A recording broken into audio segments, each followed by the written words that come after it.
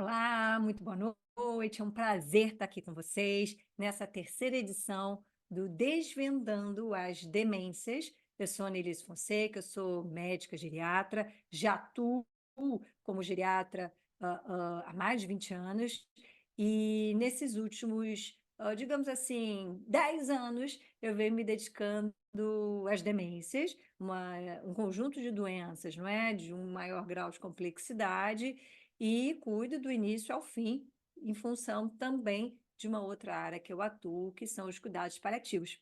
Hoje é nosso primeiro encontro, segunda-feira. Amanhã temos o encontro também ao vivo. Então, já deixe suas perguntas para que amanhã a gente possa conversar cara a cara, face to face. A ideia hoje é que a gente possa fazer uma introdução do assunto, mesmo que você já saiba alguma coisa, é sempre bom revisar, mas eu quero fazer uma contextualização, principalmente do processo do envelhecimento e das doenças crônico-degenerativas, especialmente as síndromes demenciais, que são as doenças neurológicas, que atualmente, estamos em setembro de 2024, elas não têm cura, mas a gente pode fazer várias ações que interferem, né, a gente chama de ações modificadoras de doença, que interferem na sua trajetória. A gente vai falar um pouquinho também de algumas dificuldades dos cuidados dos familiares, por isso que vocês estão aqui. Eu fico muito feliz da gente compartilhar um pouco do nosso tempo, mas principalmente você de se dedicar, né, a escolher a estar comigo hoje e com certeza amanhã, diante de um momento de vida que a gente tem tantas oportunidades de conhecer. A gente tem também o nosso nobre tempo, não é agora, 8 horas, você podia estar jantando com a sua família, mas você se dispôs a estar aqui comigo. Ou, claro, não tem problema se você assistir depois, para que sim possa acompanhar esses 2 dias e, quem sabe, se interessar mais um pouquinho pelo assunto. Vamos aqui, então, compartilhar minha tela. Eu vou fazer uma apresentação em torno de 30, 40 minutos, para, digamos assim, aquecer os motores para amanhã a gente estar junto. Então, já te convido para que amanhã também a gente se encontre. Vai ser algo mais prático que a gente vai conversar sobre as demências. Então, dando continuidade aqui, vamos conhecer um pouco as demências. Mas antes, eu quero convidar você a entender um pouco o processo do envelhecimento e o que está acontecendo no mundo. O envelhecimento é uma conquista. A gente falava, ah, meu Deus, entrei na idade, né? As mulheres 30, Balzac, né? Um grande poeta, escritor, dizia que a idade das mulheres aos 30 anos depois já envelhecia. Gente, hoje mulher tem filho com 50, 57 anos. Não preciso dizer qual é a artista aí mais famosa na atualidade que teve filho depois dos 50. Também a gente sempre brincava da idade de Cristo, né? 33 anos. Imagina, hoje 33 é um bebê, né? Hoje a gente fala que os novos 50 são os envelhecentes, né? São pessoas que estão numa fase mais madura, mas com uma capacidade funcional, trabalho físico, mental, tamanho. Então, a idade a gente vai perceber que é uma conquista, o envelhecimento saudável é uma conquista. E aí, para vocês terem ideia, o desafio, não só nosso, individual, mas coletivo, diante dessa mudança da pirâmide populacional. O envelhecimento, ele traz para a gente, enquanto sociedade, vários desafios, né? Uma sociedade preparada em termos de recursos humanos, não só profissionais da área da saúde, mas da sociedade como um todo, né? Banco, farmácia, turismo, lazer, políticas públicas, não é? A gente também, no nível individual, um autocuidado, uma necessidade maior da gente buscar sempre a nossa autonomia, a nossa independência. Vou falar um pouquinho disso, mas depois. Mas esse momento é para vocês perceberem numericamente como nós estamos envelhecendo, e a coorte dos mais idosos, mais ainda, geralmente são caracterizadas, né, por mulheres viúvas. Geralmente o homem vai menos ao médico, ele se cuida menos, adere menos às medicações e com isso ele morre mais cedo. E já as mulheres não. Então a gente vê um processo também do envelhecimento feminino, a gente vê também maior discrepância, não é, no estado de saúde da mulher e do homem, e outras, por exemplo, outros elementos desafiadores, né? Um exemplo clássico é o aumento da infecção por HIV nas mulheres idosas, né? Por conta dessa liberdade, dessa capacidade da gente se modificar em termos de comportamento, cultura, não é? A gente se sente mais livre, com menos chance, obviamente, de engravidar, então a gente acaba se descuidando, ou mesmo em função de relações maritais, mesmo heterossexuais, mais abertas ou não, mas esse é um fenômeno que vem acontecendo. E aí, olha só que interessante, a projeção para 2100, é claro que às vezes muda um pouquinho ali, um pouquinho acolá, o IBGE está sempre publicando, né? Vocês olham nos principais jornais, os desafios aí do processo do envelhecimento. 2100, provavelmente, eu não vou estar mais aqui, mas eu vou estar contribuindo aí com os meus, né, filhos, netos, né, para esse processo do envelhecimento. O impacto na Previdência é um outro ponto a ser discutido, o impacto econômico, né, em relação ao nosso coletivo, impacto em relação à acessibilidade ao sistema de saúde, ao sistema social. Então, tem muita coisa que envolve o processo da demografia, né, do envelhecimento populacional, a demografia, e depois a gente vai ver da transição epidemiológica, mas agora da característica epidemiológica cada vez mais consolidada, que é a presença das doenças crônicas, não é? Que tem uma longa trajetória. Normalmente a gente cuida, não tem cura, tem coisas, elementos relacionados ao envelhecimento normal, pelo próprio envelhecimento senescência, a gente vai falar, mas também tem em função dos agravos de saúde. Olha só, ainda falando da demografia, olha só, nós temos no censo de 2022 a população brasileira, olha como é que ela se divide, né? A maioria concentrada no Sudeste, a gente tem também bastante no Nordeste, num total aí de 203 milhões de pessoas. Olha a taxa de crescimento anual, né? 0,52%. Isso é uma taxa negativa. Então, além da tendência ao envelhecimento, a tendência é a população decair. A gente vai ver isso, o número total, isso para a gente comparar e entender, né? Vou voltar aqui. População do Brasil, 203 milhões. Olha só a Índia, 1,4 bilhão. Olha a China, 1,4 bilhão. Os Estados Unidos, 334 milhões. Não é? Então, Indonésia, Paquistão, olha só, nós temos 203 milhões. A gente ainda tem ainda muito, se a gente está com uma taxa de crescimento negativa. Então, só para comparar aí com outros países populosos, né? Nós somos um país populoso enorme. Agora, olha, comparando com China, com Índia, né? Com os Estados Unidos.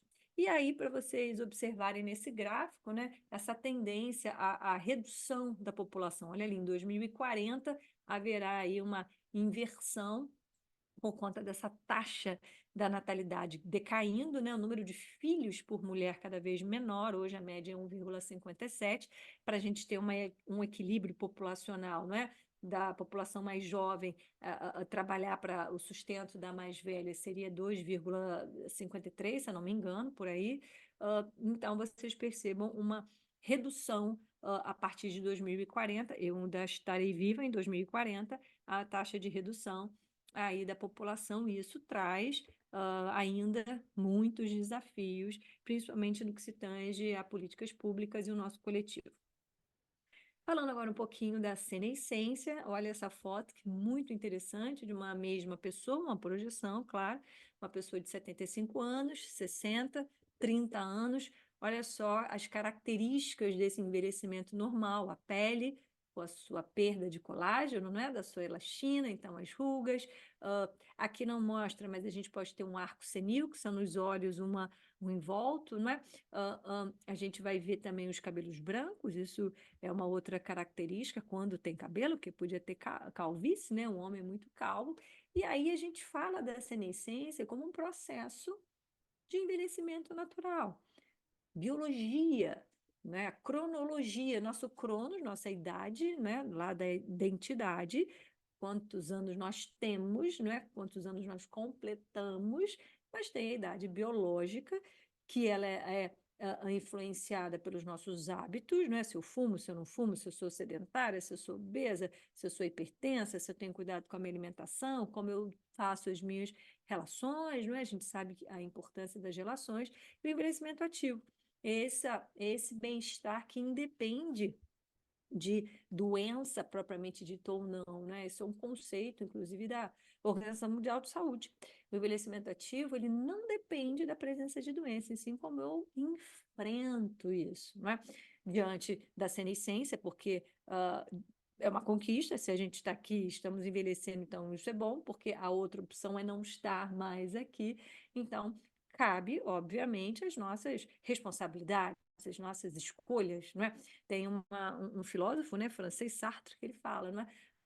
A gente está sempre escolhendo, e não escolher também é uma escolha, essa omissão, né, de não tomar uma decisão também é uma decisão, e isso tem impacto, né, essas consequências. Então, independente, não é, do que a gente esteja falando de síndrome demencial, autocuidado, doenças outras crônicas, não é? Hipertensão, diabetes, dislipidemia.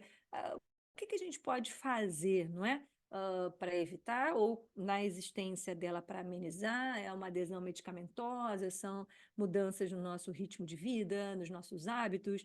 Então, a senescência está aí. É um processo de envelhecimento que acontece com a árvore, com o peixe, com as plantas, com os nossos pets, com todo ser vivo. Vai acontecer. Agora, de que forma eu vou envelhecer bem? Pensando nas 4 dimensões do ser humano: físico, mental, social e existencial. E isso é uma construção, tá? Então, eu estava comentando, né, da atividade física, da alimentação saudável, as questões existenciais, né, espirituais. Você tem alguma religião? Você tem alguma conexão? Qual é o seu sagrado? Você cultiva as boas relações? Você tem um plano financeiro? Você se preocupa com isso, não é? Por esse lado da auto, do seu sustento propriamente dito, não é? Como você cultiva o seu propósito, a sua missão de vida, se você tem projetos. Então, tudo isso é uma construção, e de repente a gente acorda quando aposenta. Então, aqui, mesmo você estando em função da sua mãe ou do seu pai, de um ente querido, ou até pela sua formação profissional, você tem que pensar também no seu autocuidado, no seu processo de envelhecimento, porque isso está acontecendo em paralelo. E atitudes positivas, o convívio social, a gente está bem com a gente mesmo, as nossas conexões, isso é muito importante. Porque pode ser que a gente vai enfrentar as doenças crônicas, né? Uma coisa são as doenças agudas, né? Uma infecção, pode ser pneumonia urinária, viral, um trauma, né? Que é algo agudo, uma cirurgia que pode ser letiva, né? Você programar, sei lá, uma hérnia, ou uma cirurgia de emergência, como um apêndice, né? Então, a doença crônica, ela vai depender de uma série de fatores, e aí eu coloco para a gente ter uma ideia, né? Tem um pouco da nossa genética, sem dúvida nenhuma, não é? Quem tem história familiar, a gente está sempre dando voz, né, por exemplo, numa anamnese, né, numa avaliação médica, o comportamento genético, né, quais são os elementos, as doenças da família, tem questões relacionadas ao meio ambiente, né, tem água encanada, tem luz, água potável, né, como é que é o meio ambiente, como é que é a casa, né, a higiene, como é que a pessoa cuida, né, da sua alimentação, e esse meio ambiente tem um pouco do comportamento também, onde é que ela está inserida, o seu núcleo familiar, como é que ela se cuida em relação à prevenção de agravos, não é? E aí você tem determinantes que são fatores de risco, o fumo é um deles, o uso de bebida alcoólica, o sedentarismo, a poluição, por exemplo, a escolaridade, a gente sabe que quanto maior grau de escolaridade, mais fácil a gente perceber, mais fácil assim, é mais comum a gente perceber esse autocuidado, essa consciência, porque a gente trabalha o pensamento crítico, então não deixem de estudar, o estudo não tem idade, quanto mais a gente estuda, mais a gente desenvolve e aprimora, conhece, aqui não ocupa espaço, né? Então, hoje e amanhã é mais um exemplo de conhecimento, né, que você vai levar, e aí o desenvolvimento das doenças crônicas não transmissíveis, né, diferente de uma virose, de uma infecção bacteriana, e aí os resultados. Então, a gente tem que trabalhar com vacinas, a gente tem que trabalhar com higiene oral, a gente tem que trabalhar com a higiene das mãos, com a lavagem, por exemplo, das verduras, dos legumes, das frutas. A gente tem que cobrar políticas públicas, a gente tem que cobrar ações governamentais, a gente tem que cobrar um bom sistema de saúde, essa acessibilidade, porque isso tudo interfere nos determinantes de doença, e principalmente nas doenças crônicas. Olha aí mais um exemplo, como é que seria essa prevenção de doença crônica ao longo da vida, né? Quando você ainda está na barriga, os fatores de vida fetal estão mais relacionados à mãe, por isso a necessidade, né, de um cuidado danado. Então, toxoplasmose, rubéola, isso pode ser transmitido na gestação, o parto também é importantíssimo, né? Às vezes tem muita encefalopatia anóxica, não é? Por falta de oxigênio. A infância, a importância da puericultura, a importância, né, do acompanhamento do peso, das vacinas, da nutrição, e aí depois vem a adolescência, a vida adulta com comportamento, né? Sei lá, uso de drogas sexualmente ativos, mas a proteção das doenças sexualmente transmissíveis, a identificação precoce de fatores de risco, sei lá, que vem da família. Então, eu lembro, quando eu estudava, eu estava no meu terceiro ou quarto ano, eu participei de ou quinto, não, quinto ano não, terceiro ou quarto ano, eu participei de um grupo de pesquisa com adolescentes, e tinha crianças de 9 anos já com lesões oculares por hipertensão e por diabetes. Olha, com 8 anos, eu lembro isso porque eu fiquei chocada na época, né? 8 anos já tinha lesão ocular na retina em função de hipertensão e diabetes. Então, a importância, não é, de ter esse olhar atento. O que que a gente pode fazer? Ah, quer dizer que eu tenho que ser abstêmio, não posso beber meu vinhozinho? Por que não? Eu adoro, tem um ritual com meu pai, sexta-feira, né? Às sextas-feiras a gente janta e toma um vinhozinho, mas ninguém abusa. Eu acho que esse é o ponto. A gente abusou de um lado, tem que abusar no bom sentido do outro. Então, comeu demais, exercício demais. Bebeu demais, água e exercício demais. E aí compensa. Eu acho que tudo é uma questão de equilíbrio, até porque, olha só, o risco vai se acumulando. E não é uma soma, tá, pessoal? Às vezes é uma multiplicação. Então, não é um risco acumulado em PA, e sim em PG, em progressão aritmética, não, em progressão geométrica, não é? Então, a gente tem que ter essa consciência que tem muitos fatores que a gente controla. E aí, os fatores de riscos em comum das principais doenças, né? As doenças cardiovasculares são as que mais matam, né? Olha aí, fumo, alimentação não saudável. O que é alimentação não saudável? Pobre em fibra, rica em sal, rica em gordura, rica em farinha branca, né? Então a gente tem que prestar atenção no que a gente come. Isso é importante, né? Mastigar, botar bastante verdura, legume, ó, o sedentarismo e o uso nocivo do álcool. E aí, olha, câncer, diabetes, doença respiratória crônica. Olha, eu tô com uma coriza, vocês me desculpem. Olha quanta coisa relacionada, né, a 4 principais doenças e os mesmos fatores de risco. Então, se eu reduzo um, eu já estou reduzindo algumas doenças, isso é importante. Aqui, para vocês terem ideia da prevalência das doenças crônico não transmissíveis, né? Então, em 2013, mas isso não mudou, podem ter certeza, né? A principal doença crônica, olha, é a pressão arterial, há problemas na coluna, né? Lombalgia, isso tem muito a ver com lesões profissionais, não é? Lesão por esforço repetitivo, o cuidador da pessoa idosa, né? Tem que saber pegar, tem que saber virar, porque vai ter problemas de coluna, o colesterol elevado, depressão. Hoje, e aí a pandemia, a gente já sabe como foi, não é? Eu fico até sendo repetitiva, né? o quanto até hoje nós temos sequelas da pandemia na nossa saúde mental e social, né?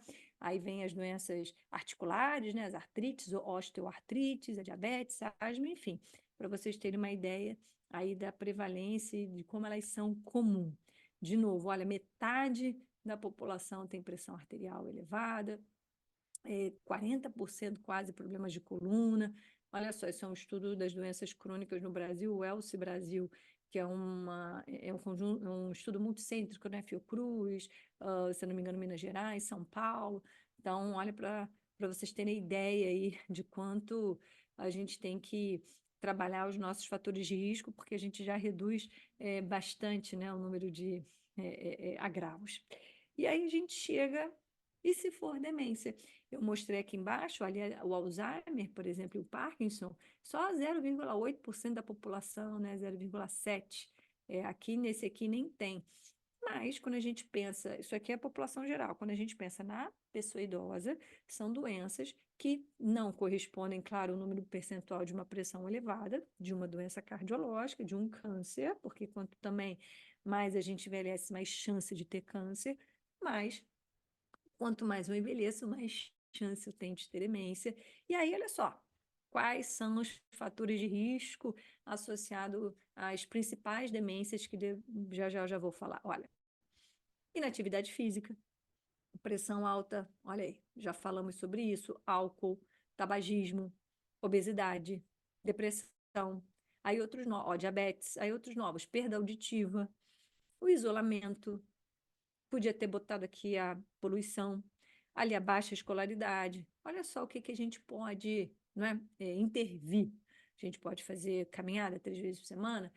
Se eu já estou percebendo que a minha audição não está legal, eu posso fazer uma audiometria, já trabalhar com uma prótese auditiva, eu posso tentar reduzir meu peso, eu posso parar de fumar, né? Eu tenho que querer parar de fumar, reduzir o consumo da bebida alcoólica ou ficar efetivamente sem bebida.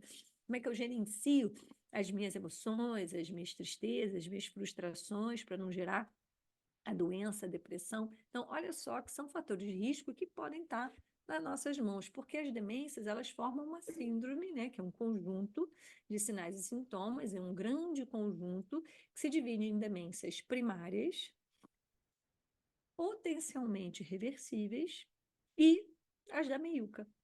Existem as demências mistas, tem as demências vasculares, e a doença de Alzheimer é a demência primária mais comum. Mas a gente tem nas potencialmente reversíveis o hipotiroidismo, a própria pseudodemência, que é a depressão, a gente tem o déficit de vitamina B12, a gente tem HIV, a gente tem sífilis. Então, a gente percebe que muitos fatores de risco associados às demências a gente pode evitar, principalmente as potencialmente reversíveis. Já as primárias, a doença de Alzheimer, por exemplo, está relacionada ao envelhecimento, mas a demência vascular, ela está relacionada à pressão elevada, a fumo, a diabetes, ao sedentarismo. Então, vejam, né, aí são as principais, como a gente percebe a influência, não é, de fatores de risco que a gente controla em relação às demências. Então, é possível, não é, essa modificação de hábitos de comportamento para fazer a prevenção. Mais uma vez, já o diagnóstico, nós temos aí a doença de Alzheimer, o alemão, ainda é um tabu. Eu acho que a gente precisa falar mais sobre isso, e por isso que a gente está aqui, não é? E aí, saber que a demência por doença de Alzheimer é a mais comum das demências primárias. Elas podem acontecer até em 70% dos tipos de demência mais comum, né? Quanto mais velho, mais chance eu tenho. A partir de 90 anos, 50% das pessoas, isso é uma estatística americana, podem ter. E fator de risco muito comum: pressão elevada, isolamento, história familiar, claro, diabetes. Então, às vezes, a pessoa tem muito mais uma demência mista do que primária, propriamente dita. E olha só que interessante. No Brasil, hoje, pelo Ministério da Saúde, cerca de 2 milhões vivem com algum tipo de demência, e a expectativa é que isso triplique. Por quê? Porque está relacionado ao processo do envelhecimento. Quanto mais a nossa, né, população envelhece, mais chance, então, do surgimento das demências. E isso é uma questão individual, claro, a gente vai ver, mas também coletiva. É uma questão de política pública, né? Nos sistemas sociais, de saúde, educação, economia, trabalho, recursos humanos. Então, toda uma sociedade civil que se envolve tem que estar preparada. Banco, internet, não é? Celular, compras, acessibilidade, não é? Direitos, não é? O próprio preconceito, o etarismo, a adaptação, segurança, isso tudo está envolvido, né, nessa discussão. É claro que a gente vem avançando, aí, ó, 8 de maio foi criado o projeto de lei aprovado, sancionado, aí, dia 7 de maio de 2024. Peraí, tem alguma coisa errada aqui, porque deve ser 8 de maio, de antes se a sancionada, dia 7 de maio, já sei, perdão. Dia 8 de maio foi criado o projeto de lei que já foi sancionado, que é a política de cuidar das pessoas com doença de Alzheimer. Isso inclui medicação, isso inclui profissionais do cuidado. E em maio foi aprovada a Política Nacional de Cuidado Paliativo, que é um conjunto, né, de ações voltados para a doença que ameaça a vida, e são ações para o paciente e para a família. E essa doença que ameaça a vida, normalmente é uma doença que pode até ter cura, mas gera tanto sintoma, por exemplo, que precisa ser tratado de uma outra maneira. E a doença de Alzheimer, hoje, ela não tem cura desde o início. Então, diante da sua longa trajetória, a gente tem as oportunidades, né, oportunidades variadas de conversar a respeito do trajeto da doença em relação aos agravos, as diretivas antecipadas, ou seja, como eu gostaria de ser tratado ou não gostaria, não é? Que determinadas coisas fossem feitas, né? Eu estou falando hoje, é o primeiro dia, de uma forma muito superficial, por isso que, por favor, botem aí suas perguntas para amanhã, ao vivo, a gente conversar. O que eu estou colocando aqui, que é do ponto de vista populacional, né, coletiva, a gente vem fazendo bastante avanço, até porque, de novo, se a população do Brasil está envelhecendo, a chance de ter doença de Alzheimer, demências como um todo, é muito maior. Até aqui tudo bem? Qual é a questão das demências? É o sofrimento.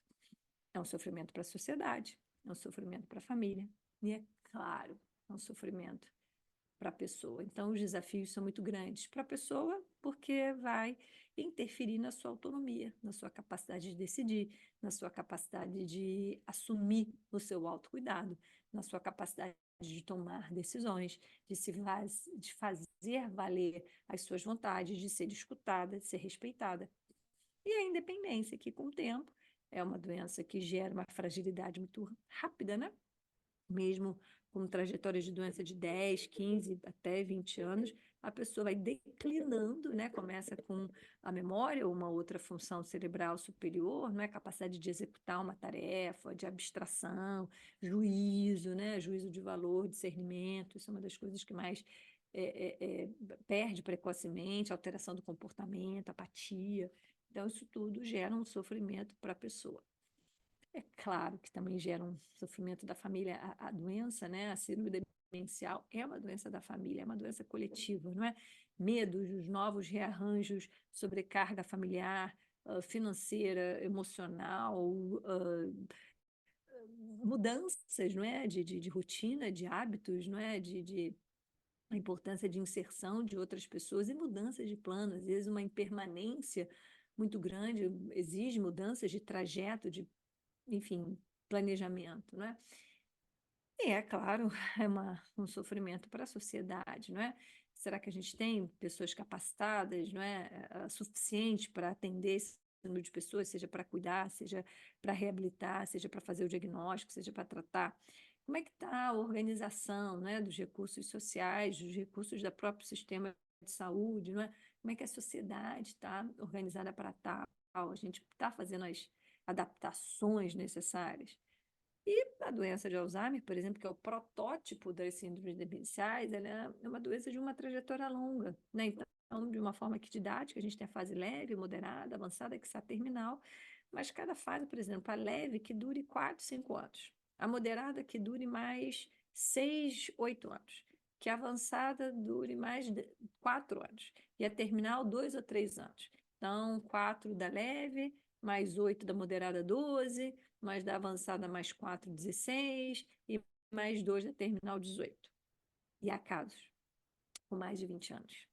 É raro, sim, a média não é mais 8 anos, quando a gente lê nos livros antigos, a média hoje já está um pouco maior, porque vai depender do cuidado, da qualidade desse cuidado, né? Que envolve reabilitação, alimentação, né? Cuidadores formais ou familiares mais com gerenciamento emocional, porque a gente sabe que quanto mais ansiedade, quanto mais agitado, quanto mais irritabilidade, irritado, né? Tá o cuidador, somente o familiar e o ambiente, pior para essa pessoa. É difícil, claro que é, mas não é impossível. A gente tem que ter um plano de cuidado, a gente tem que ter um médico da nossa confiança, a gente tem que ver o que cabe no nosso bolso, vai ter que fazer sacrifício, porque tem alguns problemas, não é, do cuidado, né? O avançar da doença, estabelecer uma rotina, é importante ter uma rotina, a imprevisibilidade da evolução. Ah, eu conheço um caso que era assim, mas a minha mãe é assado. É diferente. Hoje a gente trabalha com fenótipos diferentes, porque a gente trabalha com processo de degeneração celular, né? As proteínas tal de forma diferente, com os depósitos amiloides, né? Isso tudo é muito técnico, vocês me perdoem, né? Mas é uma doença de atrofia cerebral, frontoparietal, mas pode atingir mais determinado local do que outro. Então, somado a história da pessoa, né? Como é que ela enfrentava seus desafios, como é que essa pessoa era mais introspectiva, era mais extrovertida, era uma pessoa muito piadista, ou era uma pessoa mais fechada, mais séria. Então, isso tudo vai interferir na evolução, tá? O número de infecções, as intercorrências, queda é um problema, né? Infecção, queda, rompimento de barreira da pele, né? O rompimento da pele, então as lesões por pressão numa fase mais avançada. Se há a chance, não é, principalmente financeira, de contratar cuidador formal, às vezes essa rotatividade, inclusive tem uma aula sobre isso, especificamente porque há um custo, não é o custo não só financeiro, mas dessa rotatividade, de começar tudo de novo, de explicar a rotina para a própria pessoa, né, acostumar, fora as outras doenças, né? A pessoa com demência, ela não está imune de ter um câncer, de ter uma osteoporose, de ter uma depressão. A depressão pode ser um fator de risco para a doença de Alzheimer, pode ser um sintoma concomitante, pode vir abrir o quadro de depressão a partir de um diagnóstico da doença de Alzheimer, enfim.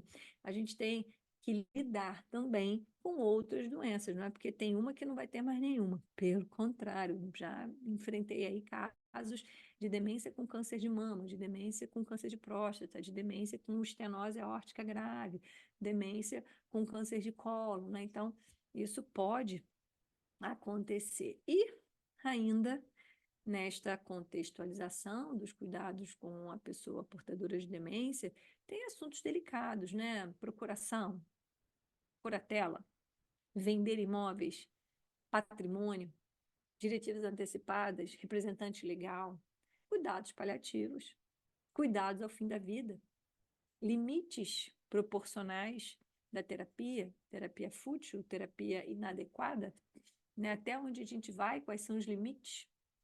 Isso tudo se discute ao longo aí dessa trajetória.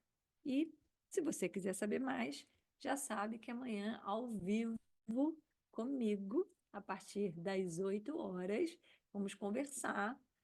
E a partir de um caso prático, um caso clínico verdadeiro, um caso prático, a gente vai discutir um pouco mais sobre as demências. Espero que eu não tenha cansado muito você. Espero que você tenha anotado aí algumas coisas, colocado aí nos comentários. Amanhã eu espero poder responder com todo prazer. E que, se não puder amanhã, saiba que ainda vai ficar para você ver mais um dia. Então, não tem problema se não conseguir ver amanhã ao vivo comigo. Você vai ter mais um dia para assistir. Tá bom? Vou aqui interromper a minha tela, que fecha um pouquinho, não consigo olhar para a câmera. Agora sim, estou olhando para você. Espero que tenha sido um momento agradável, que tenha aberto aí um pouquinho a cabeça em relação às demências, mas principalmente em relação aos nossos comportamentos, né? Os fatores de risco, os hábitos saudáveis, as doenças crônicas, o processo de senescência, que é um envelhecimento normal. Te espero amanhã. viu? Muito obrigada por estar aqui e dividir comigo o seu tempo.